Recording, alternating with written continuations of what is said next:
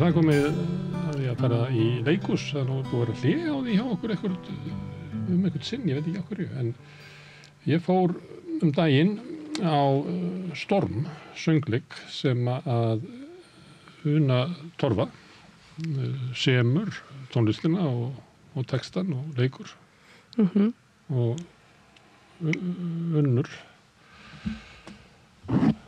Stefansdóttir, hún semur líka og leikstýrir. Mikið rétt. En það sem þetta fjallar svona ungt fólk að þá hef ég gert það og ef ykkur tryggur hlustandi þá veit hann það að þegar það fjallað ungu kynsluna þá kemur Sóley Lóa Smáradóttir, dóttir mín alltaf með mér og ég vitna alltaf í hana og ég stundu sagt að Sóley sagði að þetta hefði verið frábær sýning. Það var þetta svo glaður og svona. Þannig ég ákvað bara að Sóley kæmi bara sjálf núna. Því að hún sérfræðingur minn í því að greina það hvort að höfundar og þeir sem setja upp ná einhvern veginn að ná utanum ungu kynsluna. Því það er vitað að það margar útgáfur ungu kynsluna. Það eins og hún eins og við gamla fólki sjáum hana. Einmitt, bara frábært að hafa Sóley. Herðu, en af hverju þið þessu að setja upp sýningum unga fólkið? Þetta sýningum ungu kynsluna. Já, en ég meina við vorum náttúrulega öll einhvern tímann unga, það ekki? Þannig að þetta líka einhver svona nostalgísk þrá kannski sem blundar innra með mér að, þú veist, halda í eitthvað sem að ég man mjög skýrt og svona smá saman að feita út með árunum. Þannig að þetta náttúrulega bara númer 1 og 3 það að vera manneskja á tímamótum. Og þetta saga áfall og saga Ekki eftir að segja að þú séð svona þetta stöðu kallað að vera svona eins og blóðsuga. Finna ykkur ungu kynsluna, soga í það í vonum að þú missir gæskuna frá þér. Jú, örugglega. Ég meina, ég í miðaldrakrísu. Ég bara 50 á næsta ári og það örugglega hluti af eldinu sem brennur innra með mér þegar ég fara að hlusta á Unnu og þetta fer svona einhvern veginn að æpa á mig að þarna sé ótrúlega mikil hæfileika manneskja að semja svona opna, einlega, fallega tónlist ástina og þrána eftir nándinni og ég hugsaði bara wow, þú veist, mér fannst þetta bara stórkostlegt, ég bara kolfjall fyrir þessu og bara hágrét bara við fyrstu hlustuna fullt af þessum lögum og þá var Una 22 ára sko, þannig að fyrir mér var þetta bara, þetta bara svona æpti á mig sem einhvers konar efni í sögu fyrir krakkan okkar og svo ég móðir. Ég foreldri eins og svo margir og með 4 krakka heima og mér langaði líka, þú veist, svo ég gerist bara persónleg að gera eitthvað fyrir þau, þú veist, mér langaði bara, maður hefur auðvitað fylgst með þessari umræðu og maður með börnin á heimilinu á ólíkum aldri og ég meit 17 ára strák sem var nú með Sóley í skóla sem að þau fá einhvern veginn alltof lítið efni fyrir sig inn í leikhúsinu. Þú veist, það í símanum, þau fara kannski einstaka sinnum í bíó, en þau koma alltof lítið í leikhús. Þannig að mér fannst bara það per se, Una Torfa og að langa að gera eitthvað fyrir þau. Bara langa að gera eitthvað sem að hleypir þeim inn í að geta horfst í augu við sjálf sig. Þú veist, við höfum verið að setja upp alls konar söngleiki krakka í útlöndum og leikritum úlinga erlendis og við erum alltaf að reyna einhvern veginn að fá þau til að tengja við þetta challenging form fyrir þennan hóp. En ég hugsa, akkur ekki bara að gera eitthvað nýtt. En maður ekki ungur 22 ára að semja söngleik? Ég myndi halda það, jú, en þetta bara bilun, sko. Ég ætlaði eins og að leiðrétta sjálfa mig, þess að Andrew Lloyd Webber, ég held að hann hefði bara verið kannski jafngamall og þú núna, þegar Jesus Christ Superstar kom út. Akkúrat. Hann hefði verið bara 24-25. Einmitt. Halldór Laxness var undir 30 þegar hann skrifaði Sölkuvölku. Halldór Laxness var undir 30 þegar hann skrifaði Sölkuvölku. Þannig að það gerist oft, að það líka, maður hugrakur þegar maður ungur, sko. Það bara að láta vaða. En unga fólk, Una, á lítið efni fyrir ungt fólk í leikhúsinu? Já, það held ég að sé alveg klárlega þannig, sko. Það náttúrulega bara allt svo erfitt á Íslandi, sko. Svo erfitt að búa til einhverja svona blómstrandi grassrót í svona litlu samfélagi. Og þegar það meira segja bara erfitt fyrir stóru leikhúsin að komast af, sko. Og þá þá þarf mikinn kjark til að veðja á verkefni eins og þetta, eins og Storm, sem að, það sem við erum að reyna að ná til markhóps sem að kemur sjaldan í leikhús, lítið. Þannig að, mér finnst það bara rosalega mikilvægt að það sé kjarkur í rekstri svona menningarlegra stofnana. En það kemur ekki staðið fyrir grasrótina? Nei, alls ekki. Einhvern tímann ef við ætlum að vera nostalgísk, þá var fólk á þínum aldri sem var að setja upp alls konar sýningar, bara í einhverjum gömlum iðnaðarhúsnæðum og við stundum fjallaðum þetta hérna. Þetta eiginlega soldið eins og að segja hverfa, það bara eins og allt húsnæði svo svolítið dýrt, það ekki hægt að taka það yfir og eitthvað hlera. En á sama skapi hefur eiginlega sjaldan verið margt í gangi í grasrótinni. Þú veist, það eru svo sem hús sem að halda utan það eins og Tjarnarbíó og svona. Sem hlýtur að vera bara sprungið, sko. Já, algjörlega, þau fá svo lítinn tíma hver sýning fyrir sig, en það alveg ótrúlega mikið framleitt af mögnuðu listafólki í Íslandi með nýri sviðsöfundabraut og svona í listaháskólanum, þannig að það brjálaðislega mikill kraftur í sjálfstæðisenninni, þú veist, það ekki hægt að segja það sko, en auðvitað, þú veist, erfitt að framleiða leikhús með enga peninga og við erum þeirra að gæfa aðnjótandi að þjóðleikhússtjóri þorði að taka sig á þetta og veðja á þetta og þá erum við náttúrulega í smá lúxustöðu að geta gert þetta einhvern veginn, já, bara svona gert þetta eins og við fantaserum en á sama tíma langaði okkur að gera þetta svolítið hrátt og svolítið, þú veist, gera ekki 25 manna, 30 manna stórsöngleik, sko, heldur hafa þetta bara svona pínulítinn kjarna af nýjum listafólki og já, ég fann það strax eitthvað svona þörf fyrir að treysta á söguna og vera í svona ákveðum einfaldleika og aftur að einhverjum uppruna og einhverjum svona þrá eftir nánd sem að við höfum fjarlægst. En þegar ég að spyrja hvort það sé eitthvað fyrir hæfi ungs fólks eða fjalla ungt fólk í leikhúsunum, ég ekki vissu hvort að þú sett rétta manneskja til að spyrja því að það eitthvað við þig sem við vorum að ræða hérna áðan, við vorum að bíða eftir þér. Að ég sagði einhvern tíma þegar ég var að tala við Ara Eldjárn að hann var í það sem mætti kallast kynslóðavillingur. Já, ég tengi við það sko. Þá eins og maður sé að tala við kynslóð pappan sko. Já, ég tengi við það. Mér hefur í rauninni aldrei liðið eins og ég sé ungt fólk, neitt sérstaklega. Já, ekki einu svona þegar ég var barn, sko. En ég held að, sko, það sem ég langaði að segja áðan og í rauninni bara núna þegar við erum að tala að Stormur sé eitthvað svona fyrir ungt fólk eða ekki, eða ungt fólk. Mér finnst þetta verk ekki fjalla eitthvað svona unga fólkið í dag árið 2025 og hvar það statt og hvernig það hagar sér og hvernig það Mér finnst þetta verk fjalla þessi tímamót sem það eru að útskrifast úr menntaskóla eða ef við kannski víkkum það ennþá meira bara þessi tímapunktur í lífinu þegar maður fattar að maður ber ábyrgð á sínu eigin lífi og maður fær að taka mjög örlagaríkar ákvarðanir hvern maður þorir að elska, hvað maður ætlar að verða og þegar maður svona að koma út úr menntakerfinu og þá fattar maður, þá líður manni eins og allar þessar ákvarðanir séu svo ótrúlega aðkallandi og mikilvægar akkurat núna. Ríkar. Já, og afturkallarlegar. Já, og þetta eitthvað sem tímalaust, sko. Þú veist, þessi tilfinning og það svolítið það sem við erum að reyna að skoða og rannsaka í þessu verki þessi hiti í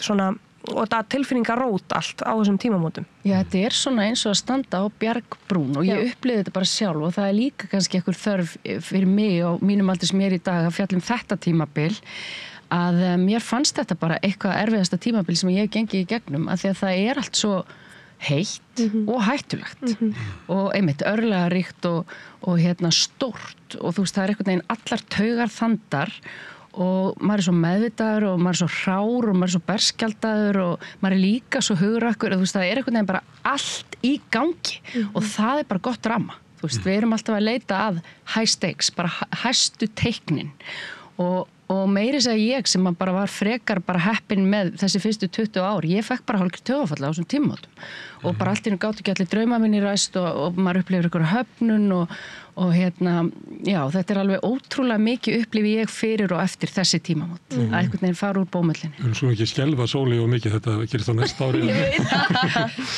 En Sóli, þetta með að eitthvað frambóð efni fyrir þína kynslóð. Já. Það ég hef tekið því á svona ýmsar sýningar. Samkomlega var það að ég tekið eiginlega bara með á sýningar sem að fjalla ungt fólk. Já. Og það ekkert margar. Nei, það ekkert svo margar. Finnst það vanta efni? Já, mér finnst það sérstaklega í leikhúsum, þar sem ég ekki vita það að vinir mínir fara í leikhús. Þið fara frekar á tónleika. Enginn fyrir í leikhús. Þannig að það gott að fá þessar sýningar sem eru ekki og flóknar þannig séð til þess að skilja. Eins og Ástorm. Ég náði að fylgja söguþráðunum alveg út og þetta var ekkert eitthvað, ég var ekkert í vafa að reyna að skilja eitthvað, þetta var nógu auðvelt en samt nógu áhrifaríkt. Þetta hafði einhver skilaboð.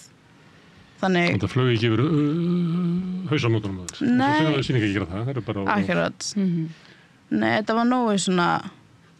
Þetta var nógu skemmtilegt að nenn að setja þetta. Ég var alveg lendið í að nenn ekkert að setja sýningar sem að voru eitthvað svona, við erum að reyna að ná til ungu kynslóðunar, við erum með þannig boðskap. En svo var þetta einhvern veginn að það bara lendi ekki alveg nógu. Og svo verið að segja líka litirnir sem eru notaðir í sýningunni, þeir eru þetta ná að grípa skilur athyglinna. Þannig það breytti líka rosalega miklu, maður var alltaf að horfa eitthvað, það var aldrei leiðileg stund í sýningunni. En ef krakkar hérna, sem að þú þekkir, eru bara ekki að fara í leikhús, má þá bara leikhúsið bara að sigla sin sjó eða hefur farið á sýningar þar sem að leikhúsið er einhverjir töfrar? Frábæra sýningar? Já, nei, leikhúsið má alls ekki dæja. Mér finnst það ekki, þótt ég fara ekki mikið í leikhús, þá finnst mér mjög ég meina að þetta leikhús verður að vera lifandi því að þetta er listform og öll listform ætti að vera lifandi. Þetta er eins og að segja að tónlist ætti bara eitthvað fara á því að einhvern líkar ekki við hana eitthvað svona en það gæti eitthvað sagt að symfóníuna þegar maður horfir yfir salin og það meiri segja fólk á sviðinu hefur sagt að hérna er bara gráir ég veit það eins og það sé að deyja. Þetta verður sagt óperuna. En hvað gerist þá að allt í nú bara eru hérna frumsýtar nýjar íslenskar óperur að sama vetur? Já. Magna. Það búið að spá henni dauða endalaust. Já. Bara reis upp í grassrótinni þegar að sjoppan lokaði. Svolítið magnat. En þetta með þessi tímamót að hérna, nú þú að fara að gákananir í lífinu. Viltu þú standa á björgbrún? Þetta er aldrei svona já, en það er aldrei vitlaus hugsun en ég veit að það er ekki allir með þetta af því að það er svo gott að hafa net því að það er ekki allir með þetta net til þess að grípa sig eins og ég með foreldra mína og fjölskylduna og ég með vini og skilur leita sér upplýsingar og þóra að gera hitt og þetta og svona. Þannig að þú meir gera mistök? Já, það er frekar að leyfa mér að gera mistök frekar en að halda ég þurfa að vera með þetta allt á hreinu og þá fara allt til fjandans ef ég gerir þetta ekki rétt eða eitthvað svona þá er þá er gott að hafa þessu hugsun það er í lagi að gera mistök því ég veit að ég get farið og leita mér aðstoð hjá mömmu eða pappa eða eitthvað svona en það er ekki allir með þessa hugsun þess vegna er þetta frekar hræðilegt einhvern veginn ég hugsa það sjálf sem einstaklingur en svo síðan veit ég að ég er með alla en það er samt bara eitthvað svona að borga skatta eða eitthvað svona ég er bara eitthvað hvað er það? Ég veit ekki hvað þetta er og það hræðir mig bara eitthvað rosalega en skilur ég það að hafa þetta fólk sem að aðstofar það er þetta skiptir öllu máli. Því að líklega eru við 3 kynslóðar hérna.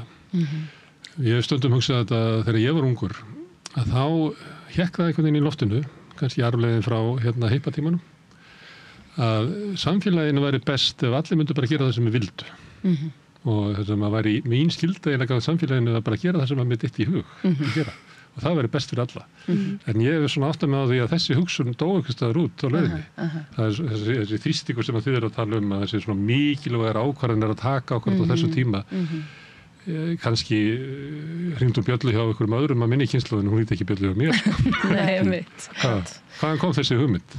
Já, þetta er svolítið áhugavert sko að hugsa sko mér svolítið af því að í stormi að þá erum við svolítið að skoða þessi tímamót eins og þau birtast okkur í nútímanum. Við erum að skoða þessa pressu eins og hún lítur út árið 2025 og þá erum við að tala um stelpu sem að líður eins og hún eigi að fara í læknisfræði eða einhver sem er búin að ákveða að hann ætlar að skrifa bók sem breytir heiminum og þetta er svona allt svolítið hverfist svolítið í kringum næstu skref í námi eða akademíu eða svona starfsferli en auðvitað er þessi pressa alveg jafn raunveruleg á öðrum tímum þar sem þetta snýrist kannski meira nú er ég að verða fullorðin og ég þarf að vita hver ég er þó það sé ekki í tengslum við skóla eða vinnu að þá kannski, þú veist, eins og á hippatímanum að þá var kannski meiri pressa á því einmitt að vera orginal og vera, þú veist, vera einhver típa og hafa eitthvað erindi og... Bara leita sjálfur sér. Já, finna sig. Einmitt. Í fjarlægum dildum jarðar. Já, og þá var kannski eitthvað tap að fara bara, þú veist, að læra hagfræði eða eitthvað, skilur.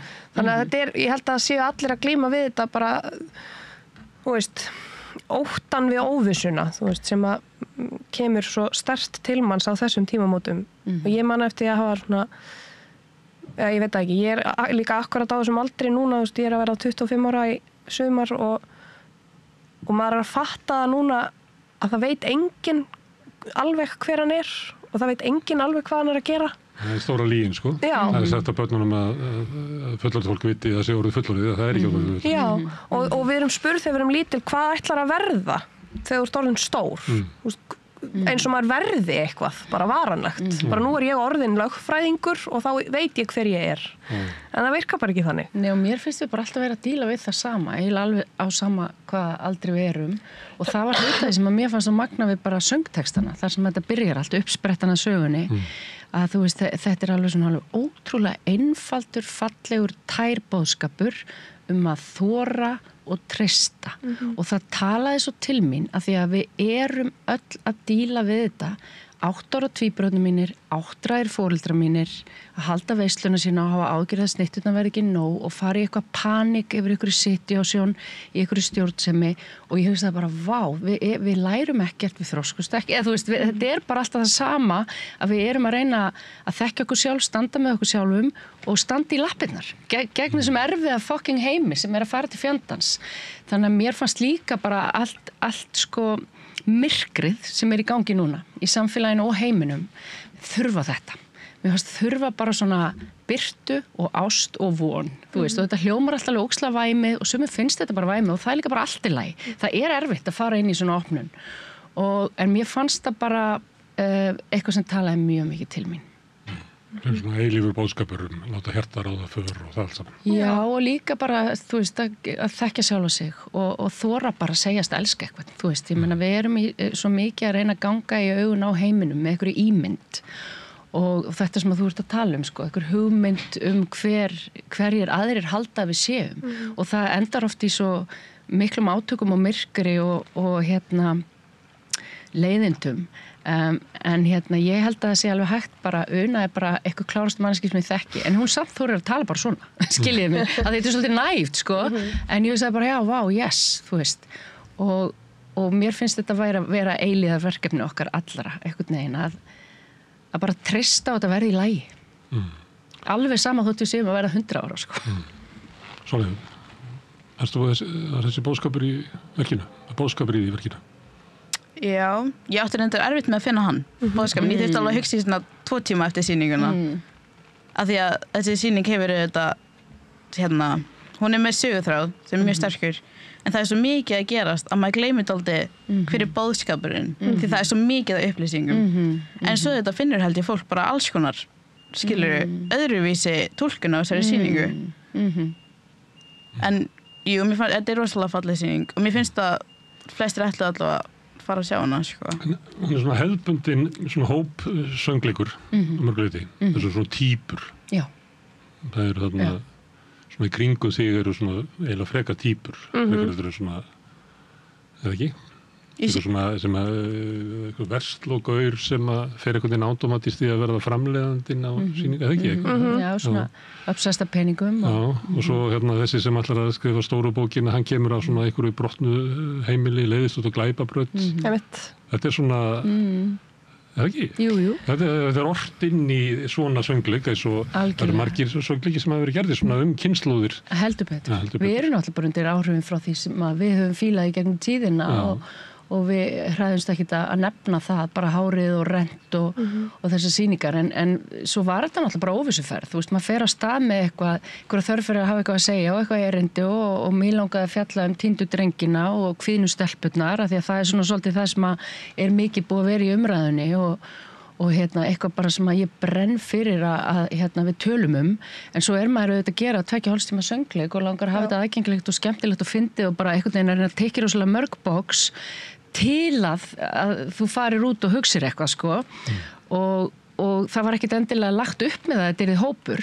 en svo byrjar þetta bara og það er svo gaman náttúrulega bara í svona opnu sköpunarferli, það er ógeðslega erfitt og skeri, en það er mjög gaman að bara hefja samtali við Unu, við skrifum handritið saman, velja svo leikhópinn, að hefja samtali við þau og þá bara í gegnum svona spuna, því við unnum þetta í svona 2 hollum sem við fáum ekki alltaf svigrúm til að gera, því þetta er nýsköpun, þá vinnum við fyrst sko áður en að við klárum handritið í svona spuna alveg í 10 daga og þar komu þessar týpur svolítið bara frá leikurunum, þú veist, þannig að þetta er ekki bara eitthvað við heima að skrifa, þetta væri nú sniðut eitthvað og tekja ykkur svoleiðisbóks og einhverju svona ólíkir litir, okkur fannst líka að vera með alltaf þessar tilfinningar sem er stelpnanna mikilvægt að hafa einhverju svona töffara með sko, þannig að við vinnum þetta svolítið, ég vinn þetta svolítið út frá leikhópnum líka og orkunni sem að þau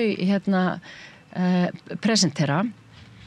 En svo alltaf aukapersónur og aðalpersónur og náttúrulega sögurnar, stóru sögurnar í þessari stelpu sem hún verður ástfangin af Helgu og Tomma, þessum brotna týnda dreng og þau fá svona kannski mestu sögurnar, en svo eins og Sóli segir, svo rosalega margt annað að þælast þarna fyrir og svo tekur bara það út sem að kannski vilt þú bara hlæja einhverjum fyndum strákum eða fara inn í ástarsögu stelpnanna eða þú veist, að það ýmislegt að fylgjast með sko, en svona kannski það sem að kveikir á okkur Unu sem er bara mjög persónulegt þetta bara að lifa einhverja erfiðleika af því þessi vinahópur lendir sannlega í áfalli á þessum tímapunkti þar sem eru öll bara ung og frjáls og fersk og reyna að hafa gaman að lífinu en svo eru þarna 2 persónur með svona áskoranir, þú veist, það er eitthvað áfall í bakbókunum, þú veist, það er eitthvað missir, þau eru þarna bæði, þú veist, að því að við höfum líka svo mikið áhuga á orsök og afleiðingu og af hverju við erum eins og við erum og það allt saman og þá þurftum við náttúrulega að fara svona aðeins dýpra inn í þær sögur og hafa hitt svona aðeins kannski bara með svona smá svona svona gleðibombur svona í kringum þessar 2 dramatísku sögur. Og ég nefndi bara þessar týpur af því að við höfum séð mann aldrei hvað heitir sem við sáum í Bæjarbíó, eitthvað messa. Já, ég sá það. Hópur. Já. Og svo í Sjafnarfjörðarleikhúsi í Borgarleikhúsinu sem var líka svona hópur. Tóm hamingja þannig. Tóm hamingja. Og þá er að raða saman svona týpum. Já. Og sömuleit það þarna. Já, einmitt. Og ég er ekki að kvarta yfir því, ég er bara að segja að því er alltaf svolítið svona val að maður er svona mörkunum þess að vera, maður notar týpunar. Já. Og þær fólki út í samlu skilur það vegna þess að við erum að tala svona týpur og þá erum við svolítið að strípa þær að vera persónur. En oft eru svona erkitýpur notaðar, við erum kannski að nota þær líka til þess að skoða einhverja hugmyndafræði og láta hugmyndir takast á og hugmyndirnar sem birtast í sumum sefnum hjá okkur eru til dæmis svona efnishyggjan sem að kemur frá Berki Verslóstráknum versus einhver svona rosalegur... Verslóstrákarnir lenda alltaf í þessu. Ég veit það, elsku drengirnir. Þetta eru alls ekki fordómar í bímeinum. Já, nei að þú veist hann er með þessa efnishyggju nálgun og svo er Elisabeth persóna sem ég er að leika með einhver svona rosalegan listrænan idealisma. Með hávingur. Já, og bæði verður svolítið svona, er kannski svolítið öfgakent sko, en það er bara gaman að sjá hugmyndirnar takast á og einmitt, og mér finnst eiginlega svona stærsti punkturinn í þessu þegar það birtast svona einfaldari karakterar að þetta gerist það líka af því að við erum með takmarkaðan tímaramma og stóran hóp og þá þarf svolítið að eima niður einhverja eiginleika og við erum líka því við erum að reyna að vera í samtali við samfélagið og þá er gott að svona vísa í eitthvað sem að fólk þú veist, fólk er kannski með stærri mynd af persónu eða svona svipaðri persónu nú þegar í huga þannig að við getum vísað í eitthvað. Þetta er eins og reffar í einhverju erketýpur. Svo er það raunveruleiki líka vegna þess að MH er menningarstofnun og kultúr og þar hefur haldist ákveðin svona listræn svona valkostur þannig að ef þú ferði ómótuð inn í MH þá er líklegt að þú verði líka, ég meina samfélagi hefur áhrif á okkur og þú ferði í versl og þá ertu komin bara í jakkaföt. Heldur betur. Mér finnst það eiginlega bara magnað sko, að því að auðvitað stúdera með þetta rosa mikið núna, hvernig ástand er á skólum og ég var að tala um það við hana að því að ég og maðurinn minn fórum í MH og það var bara alltaf ekki option núna fyrir, eða skilur, það er eins og næstu eins og þessi búin að dragast að skýrari línur á milli svona menningin innan menntaskólan. Börnin vil ekki fara í MH eins og þið? Nei, og það var bara mikið sjokk sko, að það var bara komið ekki til greina sko. Það kom ekki til greina, ég ætlaði í MH fyrst. Manstu þetta því? Það var ekki séns að ég ætlaði að fara í Menntaskóla Hamri. Ég var bara kvennó eða MR og það var ekkert annað. Og ég fór í kvennó, en síðan bara... Svo endaður ég Einmitt. Nei, en svo líka fannst okkur mikilvægt sko að vera ekki bara með, þú veist, unga kynslóðin bara í kvíðakasti, þú veist, það þarf líka að hugsa, þú veist, við erum gerð úr svo ólíku efni, sumir eru bara eins meira líklað, bara með minna í bakpokanum og eru einhvern veginn bara kannski bjartari og kærlausari situation, þú veist, það er alveg raunverulegt, að fólk misáhyggjufullt á þessum tímamótum og það er mjög mikilvægt að hafa svona smá gleðisprengur inn á milli, þú veist, til að líka búa til hérna mótvægi við að sumir eru bara að fela það að þeir eru að farast úr vanlíðan í sögum. Einn stelpan náttúrulega sprengir upp húmórinn reglulega með ótrúlegum hreyfingum. Já, Birta, hún alveg mögnuð. Og þetta hefur bara verið samið gert í kringum hennar getu. Já, heldur. Þetta ekki bara svipað leikari sem er góður á trommusetti eða skella inn á trommusetti inn. Jú, og Jakob kann á trompet og það var alveg svona mjög meðvitað og Iðunn með dansbakgrunn og Marinó, þú veist, þannig að maður var svolítið svona að draga fram þeirra hæfileika eins mikið og maður gat. En við vorum með svona opnanir, það er svo gaman að vera í svona mikilli nýsköpun því að við opnanir köllum við í raun og veru svona eitthvað svona gjörninga þar sem þau ættu bara að koma með eitthvað að borðinu á bara algjörlega á fyrstu stigum og þar náttúrulega kviknar alveg rosalega mikið í höfundunum okkur hvaða persónur við erum að fara að skapa og þar kemur strax fram þetta element, þú veist, uppistandarinn sem alltaf að upplifa höfnun, bara höfnun frá skóla, höfnun frá strák en alltaf einhvern veginn að halda í birtuna sína og það er svo fallegt hjá elsku Birtu okkar sem heitir Birta og algjör Birta. Já. Þetta lífið og þetta þessi tímamót og þetta líka kynslóð og það er talað þessa kynslóð ykkar. Það er ýmist. Það er engin kynslóð bara búið við annað eins áreiti og erfiðleika heldur þessi kynslóð. En síðan kemur á móti, það er engin kynslóð verið opnari og jákvæðari og bara ef ég tala við unga fólki þá hef ég bara engar áhyggjur af framtíðinni. Og það er eiginlega ekkert annað á milli, sko. Það er annarkvort talað ykkur eins og þið séu bara síðasta kynslóðin fyrir heimsendi. Eða að þið séu bara vor í bara nýtt upphaf. Hvað segir svo? Hvort eru þið? Á ég að taka þetta? Ég eitthvað átt þetta samtal. Sóli hefur ekkert nefnilega rosalega trú á sinni kynslu, sko. Nei. Þetta er bara af því að samfélagi er svo skipt nú til dags og það eru allir svo hræddir að gera mistök. Eins og það var bara, eins og ég ætlaði bara ekki að fara í Menntaskóla Hamrahlíð því að það var bara málaði sem einhver fríkskóli. Það var bara eitthvað artsy-fartsy fríks. Og skilur, hvernig var pínu bara eitthvað, þú bara rosa basic, kemst í gegnum þetta bekkikerfið þú útskjöfið. Það var bara svona, það var ekki normal. Já, þetta var bara frekar örugglega. Alls ekki standa upp úr.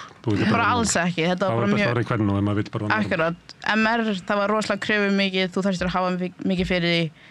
Þetta er aldrei bara svona Vestló, þar voru bara peningar, FG, Vestló Rejects, þetta er aldrei bara svona... Það bara allir menntaskólar eru með einhvern stimpil á sér og þú velur aldrei hvar þú ætlar að vera og hversu... Þetta er svona svolítið eins og bara að fara í supermarkað að kaupa sér vörur. Ég veit það. Þetta er svolítið neyslukent. Rosalega. Og það er svo mikið að eyðileggja. Því að ég veit bara fullt af típum eins og, skilurðu, ég veit ekki hvað, einhver sem að segjum bara eitthvað, að fara í læknisfræði. Það er bara eitthvað, skólarnir fyrir þig eru kvennó og MR. En þú hefur líka gaman að listum með eitthvað. Akkur ekki bara fara í MH. Þú getur alveg fengið gott stúdentspróf með 10 í einkunn. Það er bara eitthvað skrítið því þú fórst í MH. Þá er það bara eitthvað, fórst í MH ætlar í læknin. Það er eitthvað svona, það er bara eitthvað rugl, skilur. Það er í listum og ferði í kórinn. Já, akkurat. Þú ert fyrir MH á þess að verða MH yngur. Ég er aldrei bara, já, ég er bara að taka þessa kjarnaáfanga. En skilur, það er fullt af fólki sem er að fara í læknisfræði MH. Og það er fullt af, skilur, fólk í Vestló sem er líka bara að fara í leiklist. Fattur þau ekki að fara í hagfræðina? Nei, einmitt. Þetta er eitt, ég má segja eina sögu sem ég segi stundum af Sóley. Þannig að ég er svolítið sérvitur og ég fylgja til því að börn hafi kosningarétt. Og það er bara langt mál að segja út frá því, það er ýmsar rök fyrir því. Og ég gerði svona tilraun með því að ég gaf Sóleyju kosningaréttið mig þegar hún var 9 ára. Og síðan hef ég bara kosið það sem hún hefur sagt mér að kjósa. Já.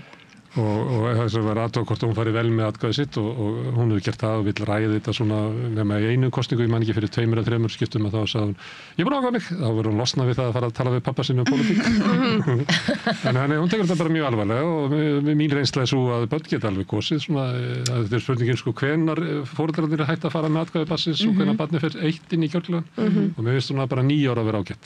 En svo spyr ég Sóley, hvað finnst þér? Finnst þér að börnið hafa kosningarétt? Nei, sagði hún. Nú, sagði ég, hvað hefur þetta ekki gengið vel í okkur? Já, pabbi, þú þekkir ekki mína kynslóð. Nei, einmitt. Þá var hún að vísa til svona hóps sem lokaður inn í einhverjum annarlegum heimum inn í TikTok eða hvað það heitir. Já, það bara, maður verður grimmd og hatur og einelti og leiðindi. Dómharka. Mjög mikil. Ég var bara með það reglur að þú þyrftir sko að fræða þig hvað væri í gangi og stefnuflokka og stefnufólks. Þú þarft að hafa, skilur, þú getur ekki fara að kjósa án þess að vita neitt, þú getur ekki heyrt eitt orð að vera bara, mér líst á þig, skilur, mér finnst það grundvallaratriði að þú þurfur að fylgjast með allri kosningabaráttu, sem að ég gerði. Ég horfði á allar pallræðir og ég veit ekki hvað, þótt að ég væri 9, 12, 14, ég veit ekki. En þetta gerði ég bara, ég satt bara alltaf. Una hefur örgulega gert þetta líka, sko. Ég þakki þetta, algjörlega. Því líkt uppeldi sem það hefur hlotið, ég segi ekki. En þessi hugmyndum, þessi kynslóð lifi ykkur svona háskalega tíma. Hvað segir þið? Er það þannig? Sko, Hefur aldrei verið verra að vera ungur heldur en í dag? Jú, ég held að það hafi bara rosalega oft verið miklu verra að vera ungur en í dag. Og ég sennilega bara, já, ég held að við í nútímanum erum náttúrulega, sérstaklega hérna bara á Íslandi, það er bara miklu auðveldar að vera til en hefur nokkuð tíma verið. En samt sem áður eru mjög stórar nýjar áskoranir að svona sem steðja að og þú veist, við erum bara að fara í gegnum svo rosalega byltingu út af internetinu og hún er að, interneti er að breyta því hvernig við tölum saman, hvernig við skilgreinum okkur, hversu mikið úthald við höfum fyrir þú veist, hverskinn samskiptum eða því að vera ósamála eða og svo er eitt svona svolítið stórt sem að ég hef áhyggjur af er að við erum líka kynslóð sem að elst upp við svona ákveðin forréttindi svona í sögulegu samhengi og erum að mörguleiti ómeðvituð hvað þessi forréttindi kostuðu kynslóðirnar á undan okkur og kunnum ekki að viðhalda þeim og kunnum ekki að berjast fyrir réttindum okkar og okkar upplifun er að réttindi okkar komi ofanfrá og ég held að það sé rosalega ég er svona áhyggjur af því að við þurfum að læra að funda, við þurfum að læra að hittast, við þurfum að læra að grípa til aðgerða, tala saman í raunheimum, ekki bara skrifa eitthvað á netinu, heldur að gera hluti í alvörunni, átt okkur á því hvernig samfélagi er raunverulega breytt. Og þú ert dóttir Svandísar Svavarsdóttur og sem er dóttir Svavars Gestssonar. Þannig að þú hefur náð þessu. Ég náð þessu. En heldur að, ég meina, þú hefur drukkið það með móðumjólkinni. Já, en svo samt sko á hvernig ætlar að koma þessu erindi til fólk sem hefur ekki verið alið upp við þetta tal við kvölduraborðið? Sko, ég hef einmitt hugsað bara mjög mikið um það því að ég læt mig samfélagið varða. Mér finnst það vera ábyrgðarhlutverk að vera til og að fá að taka þátt í samfélagi og afi Svavari mitt tala alltaf um að það skipti bara það sem að skiptir einna mestu máli í lífinu er að gera gagn og ég trúi því ég hef fundið þá leið sem ég er að nota núna að gera gagn með því að búa til list og listin sem ég bý til stefnir yfirleitt að því að sameina fólk frekar en að sundra því að hvetja fólk til að koma á einhvern stað og vera saman hlusta á lag eða koma og sjá leikrit af því að ég held að það hafi rosalega jákvæð áhrif á samfélag stórar samkomur og samvera og að fólk sitji og upplifi eitthvað saman. En vinahópurinn á sviðinu er að gera þetta. Já. En maður hugsa svona, ég meina, krakkarnir ekki að gera þetta nú, það bara væri allir í símanum ef þetta væri raunveruleg mynd af krökkum í dag. Ég held nefnilega ekki, sko. Ég held að þessi hópur krakka muni alltaf vera til. Ég held að þetta sé eilífur hópur, að það eru krakkar sem að vilja þrýsta á ramman, vilja taka sér pláss, vilja búa eitthvað til og þetta er ennþá að gerast. Þú veist, krakkar eru að stofna hljómsveitir, krakkar eru að keppa í músíktilraunum, krakkar eru að búa til leikhús. Það eru leikfélög í menntaskólanum okkar og ungt fólk er ekki bara inn á TikTok. Sko ég á stráki í Vestló sem jafnaldri Sóleyjar og ég sé hann ekki sko og ég hef alveg ágjörði bara, hann lærandi próf? Nei, hann í Morfís og hann í leikfélaginu og hann þú veist, það svo mikið félagslífi í gangi. Auðvitað þetta ekkit allir hópar samfélagsins sem að fara inn í þessu skóla og fara í félagslífið á fullum krafti. Og þess vegna erum við að gera hennar söngleik. Þú veist, við komum að því hvað getum við gert fyrir unga fólkið, að sköpunarkraftur, hann mun bjarga okkur öllum, ekkert bara þessari kynslóð. Þú veist, það það sem að ég held að því að það svo mikil heilun í því að búa eitthvað til og það getur verið í mjög víðu samhengi. Það þarf ekki að vera búið til lagaða leikrit, sko. En bara hvernig sköpun getur skipt sköpun og ég held að það sé það sem við þurfum að setja miklu meira inn í skólana. Það bara núna ástand í skóla hjá tvíburunum mínum að það bara ekki til peningur fyrir leiklistakennara. Þú veist, já, þau verið þá bara að gera það sjálf á sal og maður hugsa bara guð mig góður, það þetta að koma saman, búa til, takast á, lesi í aðstæður, þurfa að nota innsæði sitt, takast á, þú veist, það það sem að ég held að geti bjargað okkur. Já, en hópurinn, einhver leiti þetta svona óður til félagsskaparins og kraftsins í því. Vinana. Þið kannist við það að það var eitthvað sem tók þetta saman 1990 þá voru 95% af öllum topplögum í Bandaríkjunum voru hljómsveitir. 2000 þá voru það 91%. 2010 voru það 50%.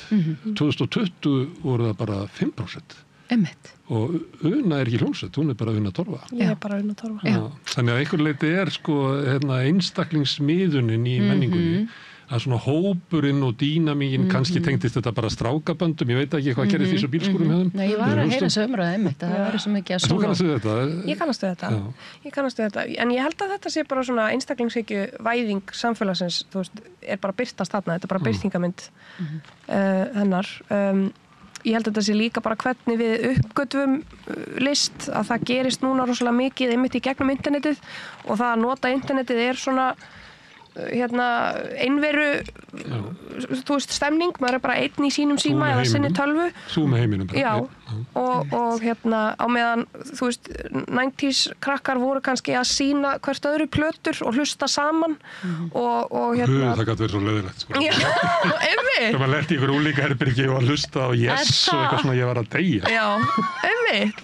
En þetta bara breyttur veruleiki, þannig að fólk svolítið mikið kannski að taka sín fyrstu skref eitt og ég var svolítið þar, að ég var bara ein með minn gítar og bróður minn sem að kunna spila á bassa og svo kynnist maður hægt og rólega einhverju fólki, en núna þegar ég spila tónleika þá er ég með hljómsveit með mér og búin að kynnast fullt af fólki í gegnum þessa vinnu og mér finnst svo gaman að sjá það er bara munur á því núna og þegar ég var í menntaskóla sem sko, þú veist bara 5 ár síðan, 6 ár, að það eru svo miklu algengara að sjá stóra tónlistamenn á Íslandi spila með hljómsveit frekar en að koma einir fram með DJ, skilur.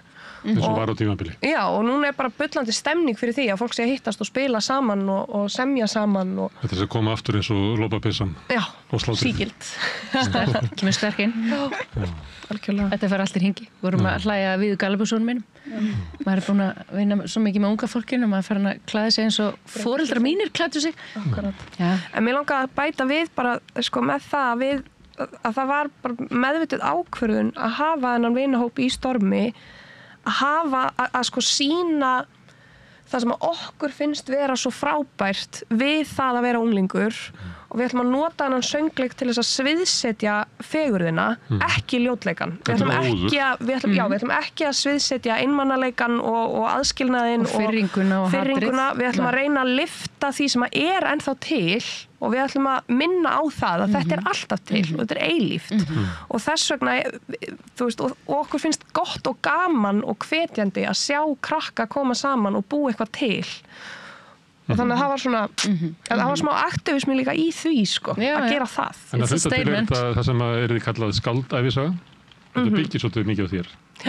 Já, en ótrúlega skemmtilegt í rauninni finnst mér af því að Unnur hlustar bara á lögin mín og vinnur svona grunna söguþræði út frá textunum mínum. En við fórum ekki í eitthvað svona djúpt samtal hvaðan lögin koma eða hvernig aðstæður voru þegar ég samti þau.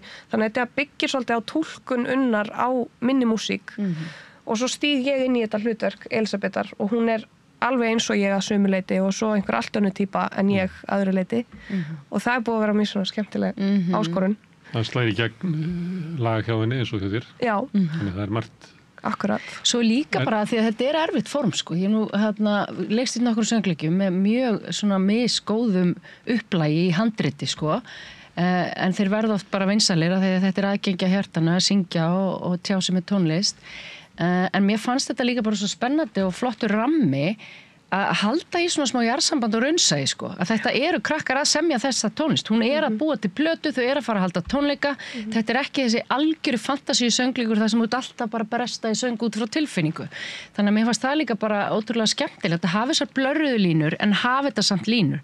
Hafa þetta ekki þú veist, sjálfsæfisögulegan söngleiku Unu Torfa því ég er búin að vera að vinna svoleiðis sýningar í einleikjunum mínum. En er það samt að hluta? Algjörlega. Það er enginn sem situr út í sal sem að ekki það er svona mörk í lína á milli Elísabetar Algjörlega. En það er rosa ákvörðun að hún heitir Elísabet. Það er bara það, þú veist, það er statement að bara já, við erum að fara að segja sögu af tónlistakonu. En svo er þetta. Það er dásanlegt að þú tala það þegar fólk brestur svona í söng, mér finnst það best sko þegar einhver opnar sko glugga á annari hæðin og tekur undir. Það finnst mér sko. Þetta er challenge sko. Já, ég veit það. Algjörlega. Þú tekið alla leið. Oh my god. En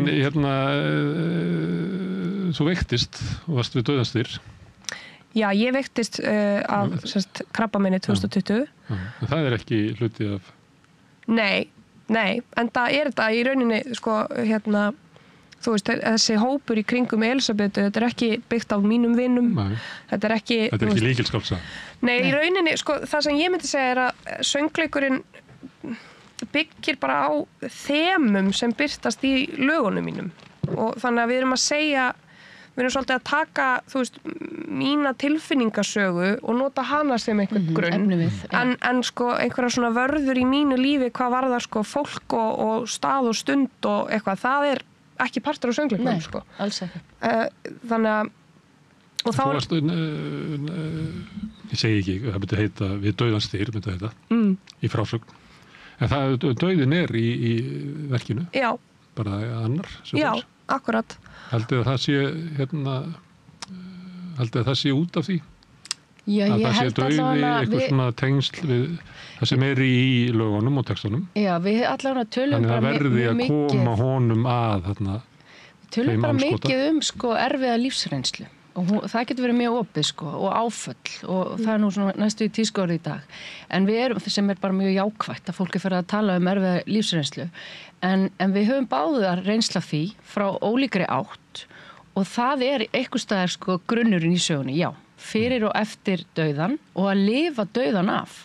Og er það hægt? Er hægt að lenda á algjörum vegg, missa, skilja, næstu því deyja, þú veist, það er bara hægt að yfirfæra þetta á hvaða áfallega er við lífsreynslu sem er hægt að halda áfram upp úr hólunni.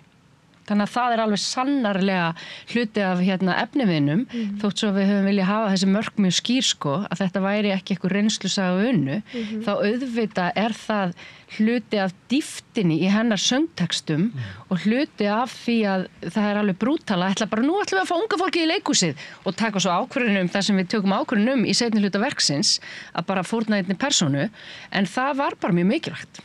Og þú veist, við reyndum alveg að berjast fyrir þessari ákvörðun hvort að við ættum að snúi sig ykkur aðra átt, en þetta brann svolítið á okkur að fara bara alla leið í það, að vera unga manneskja bara að hefja lífið og lenda í svona rosalega alvarlegu áfalli og er hægt að halda áfram og hvernig gerir maður það og þannig að við, fórum alveg bara djúpt í það samtal og töluðum mikið af fagfólki og mikið af foreldrum sem hafa mist börnin sín og reyndum að gera það bara af mikilli virðingu og dýft sko.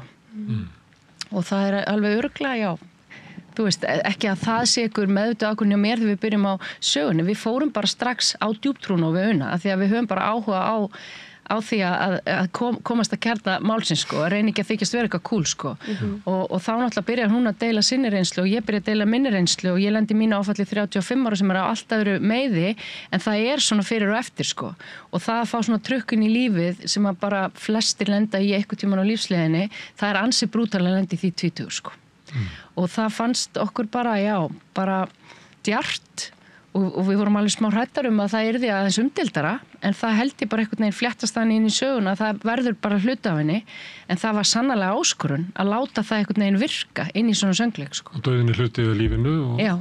maður er ekki að lifa með honum ef maður er að lifa með lífinu. Stundum er sagt að þeir sem svona eru við dauðans dýr og snúa aftur að þeir komi skárri tilbaka. Ég kannast við það. Akkurat. Ég hef þekkt svoleiðis menn sem hafa verið nærri dauðan lífi og risið upp og voru miklu skárri mánuðin á eftir. Svo verður þau náttúrulega bara eins. Já, ég held allavega, ég hef lært svo mikið á Unu sko, ég þreytist ekki á að segja það, af því að það eitthvað svona mjög djúpt æðruleysi í gangi eftir hennar lífsreynslu bara af öllu, en örugglega ekki síst þessu og það veitti mér hugrekki í að kýla á þetta verkefni sko, að það auðvitað hlýtur að vera rosalegt að horfast í augu við dauðan sko, að það kemur eitthvað svona alvöru sjónarhorn á þetta allt saman, allt þetta dæmi sko og þá eitthvað leiksýning og hvort eitthvað gagnrýnandi fíli hann eða ekki eða hversu marga sýningar verða, það verður eitthvað neginn, bara þetta verður eitthvað neginn stærra, þessi þörf fyrir að fjalla þessi skiptimáli. Já. Ég svo gamall að Vínubekk dó drengur 11 ára í umferðinni og fólk var, krakkar voru bara að deyja miklu oftar. Já. Og ég held að þessi margir af minni kynslóð og eldri sem að þetta kemur bara reglulega. Já. En ég veit ekki. Herðu, unga fólkið, áhorfendurnir, við fórum, Sóley, það voru nokkrir yngri þú. Já. Ekki margir samt. Og svona eldra fólk, mikið af svona kannski foreldrakynslóð foreldrakynslóð Unu kannski. Já. Síðmiðaldra fólk, mætt á úlíðarsöglíkin. Þannig það ekki. Jú. Þegar þú stendur upp á svið og ert að horfa þá ert ekki að syngja til jafnaldræðina. Nei. Þeir eru Yfirleitt þarna. ekki, sko. Þeir eru þarna í honum.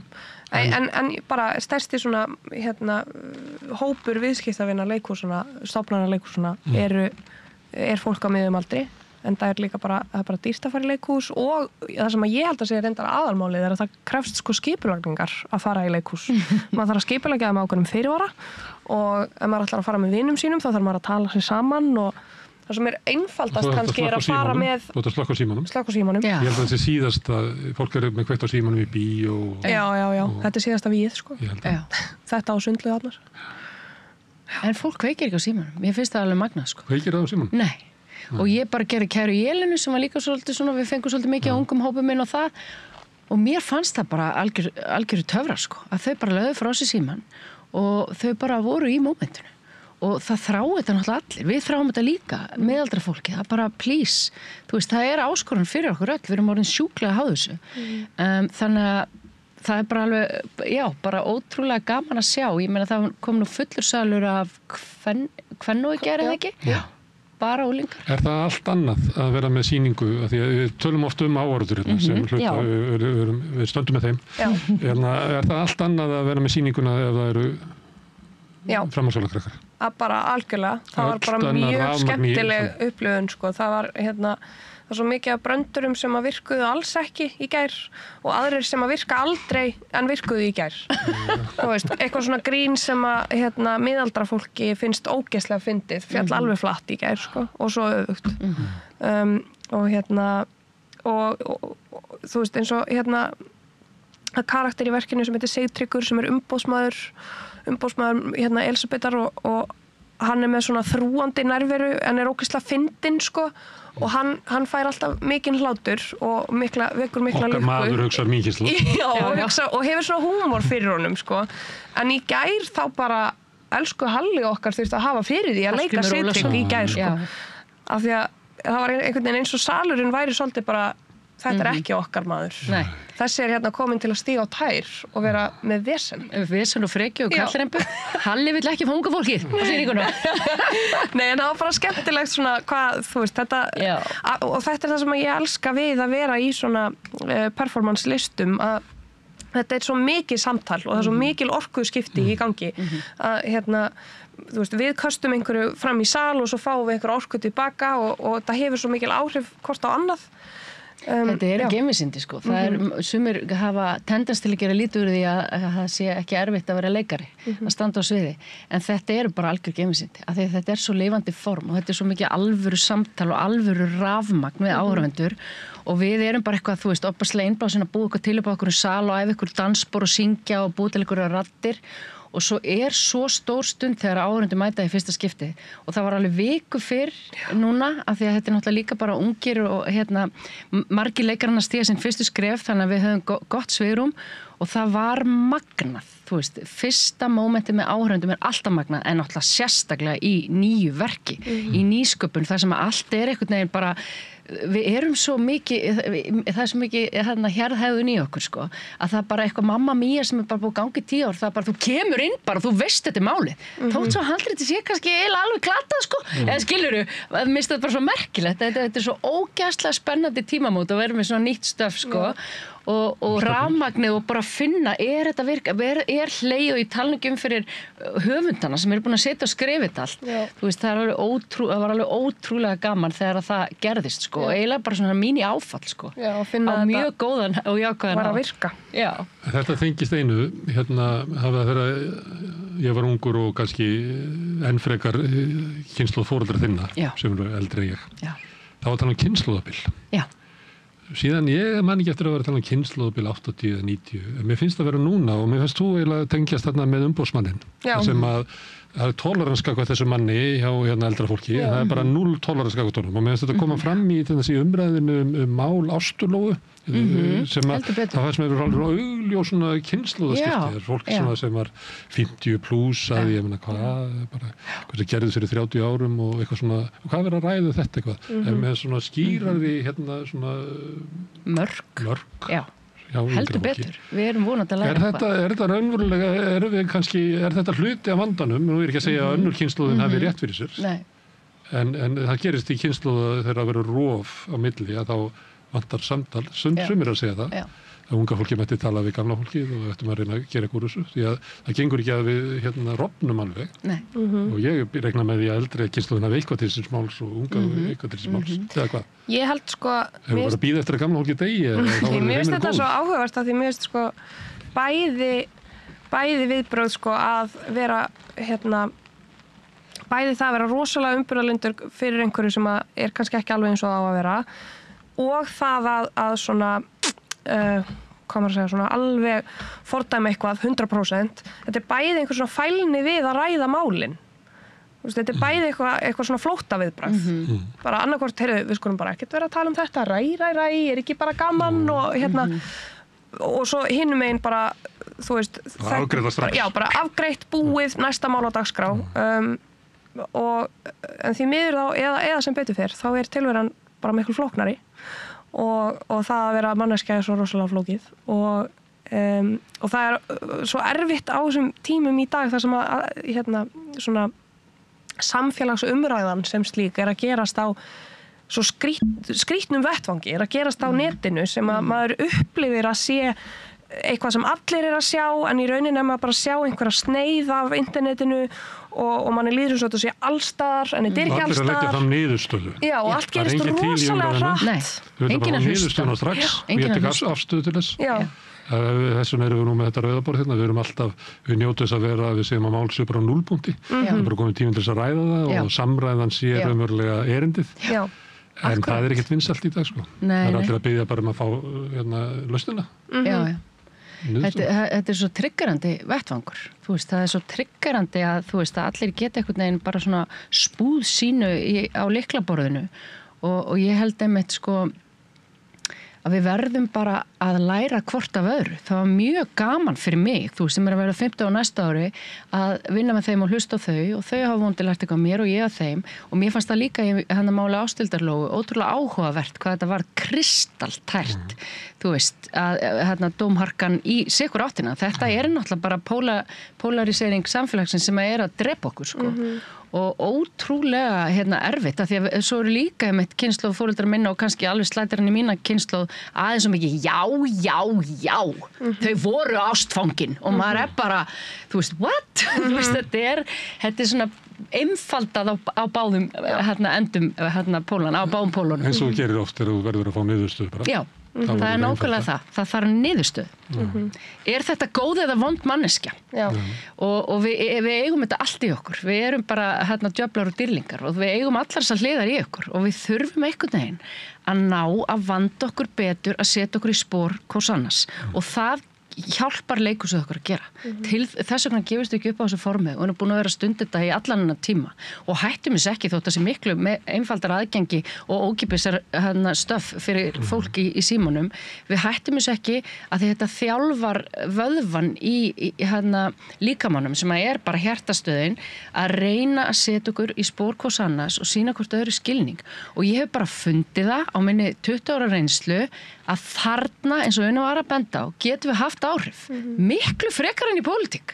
Þarna getum við breytt heiminum. Það er ekkit flóknar en það, sko. Svo má ég spyrja þig kynslóð. Heldur að mín kynslóð geti eitthvað tíma skilið þína kynslóð?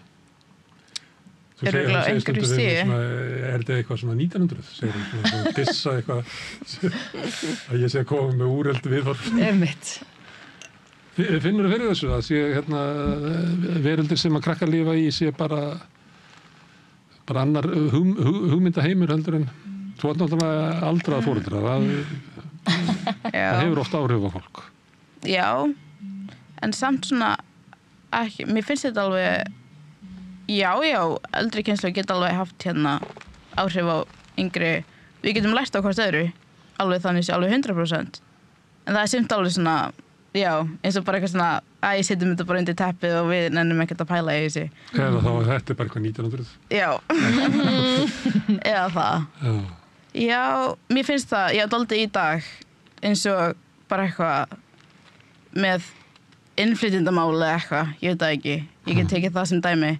Þá var þetta bara eitthvað, þegar ég var ungur, þá var enginn og þá var þetta bara Ísland fyrir Íslending eitthvað svona og þá koma, skilur, jafnaldrar eitthvað, þetta var þannig og af hverju erum við þá svona núna, af hverju allir eitthvað koma, þá erum við að taka influence af þeim, skilur, sem mér finnst ekki vera réttu viðhorf, skilur, Ísland, skilur, við þurfum ekki, það ekki geta verið allir hvítir hérna, skilur, en það var bara eitthvað sem að langar með Jónu fannst, skilur, ég veit ekki og það var bara þannig þegar hún var þannig ég skil að henni finnst það skrítið en það ætti ekki að vera skrítið í dag, skilur við erum alls konar þetta er eitthvað sem að er svona þessi kynslóðslit. Það er heilt unga þingmann Miðflokksins talaði eins og var í nýraður kall, sko. Þannig það er til alls konar. En erum við ekki að þokast samt í rétta átt með þessu samtali mörk og afmáðs og þöggun og það? Það var ekkert samtal, sko. Það sem mér var stendur sem Ástarlóu, að það bara klofnaði einhvern veginn á milli og svo bara púf. Og svo bara dæma hvern annan. Því mér fannst þetta, verið þetta ekki brilljant mál sem við ættum raunverulega að ræða ef ekki að vera að ræða. Þetta er mál sem er ekki hægt að þetta er svona enganlegt og svona samfélagslegt, miklu frekar heldur en eitthvað pólitískt eða þetta er ekkert stjórnsýslu á ekkert erindi þangað en það eru þingmenn að reyna að halda þessu inn í eitthvað svona stjórnsýslulegri, þetta mál passar ekkert við það.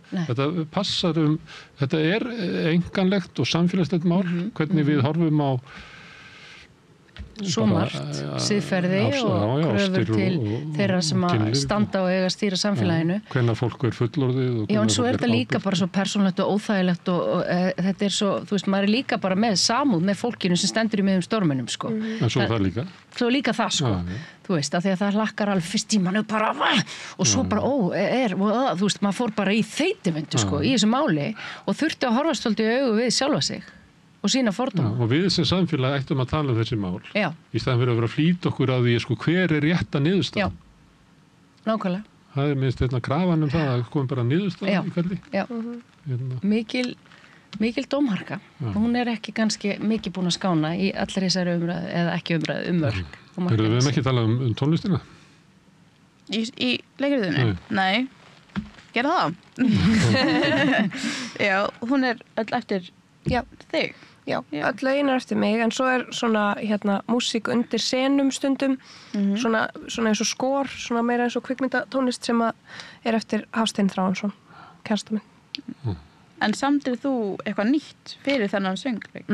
Ég samti 3 ný lög, samti opnunarlagið í verkinu sem heitir Málum miðbæinn rauðan, svo samti ég lag sem heitir Hvað viltu, sem fyrsta lag eftir Hlé, þar sem þau eru svona 4 saman að syngja og svona rocklag, og svo samti ég lagið Sólmyrkvi sem að Tommi syngur. Þannig þú þurftir að semja eiginlega fyrir hópinn og aðra af því að þú áttir nóg af verkum til að syngja fyrir Elsebettu. Já, en líka bara það vantaði sko bara upp á söguna. Já, upp á söguna, bara svona moment þar sem hugsa þarna verður að vera lag og það ekki til lag sem að passar þarna, þannig að ég samti lag inn og það var rosalega skemmtilegt að fá að gera það að einmitt talandi að setja sig í spor að það svo gaman að semja frá sjónarhorni einhvers annars. Einmitt. En samtirðu þá eftir að allt handritið var komið? Kannski svona þegar við vorum komnar með mjög skýra hugmynd söguna og svona grind. Já, svona grind og svona moment sem við vissum að við vildum hafa, að þá samdi ég þessi lög. Það var svona eitt stærsta momenti fannst mér í ferlinu þegar hún sendi mig Sólmyrkva sko, því þetta náttúrulega svona kannski svolítið umdeilanlegt hvort maður eigi að hafa lag þarna og svona og þetta viðkvæmt, mjög viðkvæmt efni og viðkvæmt augnablik en hún söng bara inn á voice memo þessa laglínu og þennan texta bara í einni atrennu og bara það var alveg ótrúlega stort moment og svona kannski einn af hápunktum þarna sýningarinnar svona tónlistarlega finnst mér sko en svo Una svo metnaðarfull að fyrst vildi hún bara hafa þetta allt nýja tónlist sko, bara allt ég fyrir að tala hann inn og það væri kannski svona ákveðin kostur að fólk þekkti hluta lagana og sem náttúrulega ótrúlegt hvað fólk þekkir mörglög með aldrunu 24 ára að því að ég hef leikst í söngleikum í kringum eitt lag sko, þú veist eitthvað eitt lag sem fólk þekkir eða bara eitthvað eitt gott lag, skiljiði mig en þarna eru þau svo mörg sko þannig að það er svo endi náttúrulega á þekktasta laginu því sendið mann út með það svona singalong stemmingu Já, svona eiginlega tónleikar, þar blörast þetta alveg yfir í Unu fyrir okkur Talandi það, þú ert eiginlega eina á sviðinu sem ekki leikari Já Hvernig, við erum að tala hvað fólk ætla að verða og stórt ætla að verða leikari? Sko ég ákvað fyrir löngu síðan að ákveða aldrei hvað ég ætla að verða þegar ég orðin stór. Ekki hlustu þetta svolítið? Ég ákveði. Nei, en ég ætla að halda þessu öllu á opnu. Eins lengi og ég mögulega get. Ég segi vertu leikari líka, please. Af því að hún er svo góð leikona sko. Málið að leiklist snýst svo mikið skilning. Í raun og veru sko. Það algjör misskilningur þetta snúist eitthvað rödd og útlit og eitthvað. Það snýst aðalega það að þú skiljir hvað þú ert að segja. Og það eru þessi töfrar að koma sögu yfir sko, fyrir leikara. Hvað þú ert að segja því að þú skildir hvað þú ert að segja. Já. Nei, ég meina þetta er svo einfalt. Ég trúði bara öllu sem var að segja. Þetta segja svona leikmenn sem er ekki inn í leiklist og fara að horfa og bara ég bara trúði öllu sem hann var að segja. Er þetta hann? Eða þú veist, þegar þetta rennir svoleiðið saman, þá er það góð leiklist sko. En þegar þú varst til dæmis að semja núna fyrir allar þessar manneskjur, ég far á æfingum þegar þú varst með Sinfó, þá varstu þetta bara ein. En núna hugafarið þegar þú varst að semja fyrir miklu fleiri og skil þessar týpur og þessar manneskjur, hvernig var það? Því að þetta hlýtur að vera öðruvísi ferli allt öðruvísi sko. Jú, allt öðruvísi af því að venjulega þegar ég er að semja þá er ég að semja sko, músikalst er þetta pínu áskorun af því að ég er eins og þegar ég var að semja Sólmyrkva þá vissi ég að ég var að semja fyrir Jakob og hann er ekki með mína rödd þannig ég þurfti að passa að lagið hentaði hans rödd og ég bara er ekki með sko, svona þú veist, ég hætti tónlistarnámi þegar ég var 12 ára þannig að ég er ekki með svona bóknámsþekkinguna til þess að vita bara hvernig á ég að finna hans raddsvið og en ég fann út úr því en það var smá áskorun en það sem var skemmtilegast var sko, að gera textana að skrifa texta sem voru ekki bara innan úr sjálfri mér og minni upplifun sem er það sem ég er venjulega að gera heldur að ímynda mér hvernig einhverju persónu líður á einhverju augnabliki í sínu lífi og skrifa þaðan og nota þeirra tungutak og eða svona hugsa, þú veist, hvernig tjáir þessi manneskja sig, hvað myndi Tommi til dæmis, hvernig myndi hann komast á orði til þess að lýsa sínum tilfinningum á þessu augnabliki. Sennilega einhvern veginn smá öðruvísi en ég. Og það fannst mér mjög svona skemmtilegt verkefni. Að ímynda mér, hvernig einhver annar myndi semja lag. Ég gleymti verki fjallar náttúrulega forboðnar ástir. Jú, líka. Við verðum aðeins að ræða það. Það Elisabeth verður ástfangin af vinkonu sinni sem eru forboðnar ástir eða hvað? Já, það svona svolítið... Það erfitt skref að stíga yfir. Það minnst það svo merkilegt með það að þetta gerist náttúrulega, þetta alltaf að gerast, að fólk verði, sérstaklega á þessum aldri, að maður verði ástfangin af bestu vinum sínum. En samt finnst fólki þetta alltaf vera jafn hræðilega óheppilegt og erfitt. En þetta rosalega stórt, það svo mikil áhætta í þessu. Því að ef maður fer yfir þessa línu og það gengur síðan ekki upp, að þá maður kannski búin að missa bara einhverja mjög dýrmæta mannesku úr lífi sínu og færa hana kannski aldrei aftur. En þegar þú segir forboðnar, ertu þá að tala að þegar það eru báðar stelpur? Ég bara að vísa í Rómeó og Júlíu þar sem að fólk var ástfangið yfir ykkur borgarmörk og eitthvað slíkt. Þarna ertu ástfangin yfir ykkur mörk og ég var bara þannig. Einhver segja, það gott. Af því að við tölum mikið þetta, bara svona það að hvort þetta væri sagum það að koma út úr skápnum og hver að spila með hvaða liði og hvað það stórt skref í ástasögu þeirra, stelpmanna. En við vildum svona bara af virðingu við persónutuna og ástina og hinsegin og þá umræðu alla sem líka eitthvað aðkallandi núna í samfélagsumræðunni að hafa þetta bara episka stóra ástasögu á milli vina. Þannig að megin þemað í henni það að ástin getur eyðilagt vináttuna. Já, og það að þora að segja manneskju og elskirna, það í alvörinu upp á líf og dauða, sérstaklega þegar það einhver sem þú getur mist. Sem einhver náinn vinur. En við snertum klárlega líka á því í gegnum Helgu þessari tókstritu, þessari sjálfsmyndartókstritu sem það að fatta að maður sé kannski ekki straight og ég gekk í gegnum þetta sjálf sem unglingur og mér fannst þetta bara mjög flókið þegar ég komst að ég væri tvíkynhneigð og mér leið eins og ég væri bara svona uppgötva eitthvað mjög flókið sjálfa mig og tók mér langan tíma að samþykja þessar nýju upplýsingar mig og en það mér finnst það svolítið skemmtilegt að það birtist hjá Helgu í Stormi en við erum ekki að búa til einhvern ytri þrýsting eða við erum ekki að kynna inn einhverja homofóbíska karaktera eða eitthvað kerfi sem heldur þeim niðri eða neitt svoleiðis. Þetta snýst meira þessa persónulegu og innri tókstreitu. Og þetta að hún hefur mist foreldri, Helga, að það ekki endilega óttin við að koma út úr skápnum, heldur bara ef ég elska, þá mun ég missa. Þú veist, þannig við vorum að reyna að vera svona aðeins svona dýpri tónum en að hafa þetta ykkur að sögu það hvað erfitt að vera lesbía í dag eða eitthvað. Já, og bara við þekkjum það öll sem að höfum elskað og ég tala ekki sem að höfum mist eða verið hafnað.